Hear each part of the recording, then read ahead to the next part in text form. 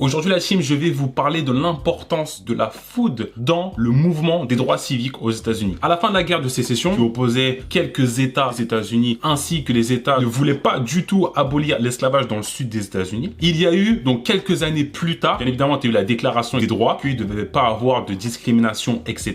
Et quelques années plus tard, tu as eu les lois Jim Crow qui limitaient tout simplement les droits des Afro-Américains. C'était clair et net, donc c'était une ségrégation claire. Ça veut dire que tu ne pouvais pas aller dans un même restaurant qu'une personne blanche, tu ne pouvais pas t'asseoir au même endroit dans le bus qu'une personne blanche, etc. À la fin de l'année 55, après le mouvement de Rosa Parks dans le bus qui n'a pas voulu céder sa place à une personne blanche, il y a eu une décision qui a été prise par les leaders du mouvement des droits civiques en Alabama, à Montgomery exactement. Cette décision permettait de mener une action de boycott contre tous les bus de la ville de Montgomery. Personne ne prenait le bus au niveau des Afro-Américains. Et là, tu vas me dire, il y a un problème. Comment les Afro-Américains faisaient pour le travail? Et ben, c'est là que Georgia Gilmore, pour moi qui est un trésor méconnu de ce mouvement des droits civiques, a été super importante et super maligne à ce moment-là. Le mouvement de boycott a duré pendant plus d'une année. Je crois que c'est 380 ou 382 jours. Donc c'est énorme comme boycott. Les Noirs sont allés au travail avec des voitures indépendantes qui étaient conduites par des bénévoles du mouvement. Mais comment ils faisaient pour le financer? Et c'est là que Georgia venait. Georgia Gilmore a créé une cuisine clandestine. Elle appelait ça The Club from Nowhere, le club de nulle part. Et ce qu'elle faisait, c'est que grâce à des cuisiniers et des pâtissiers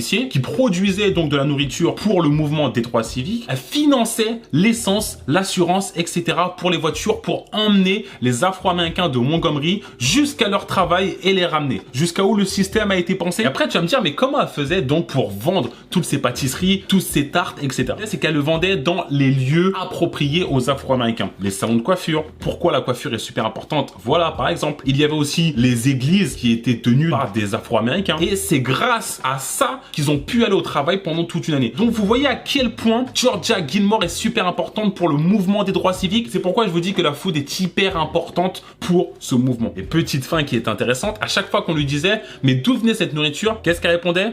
De nulle part.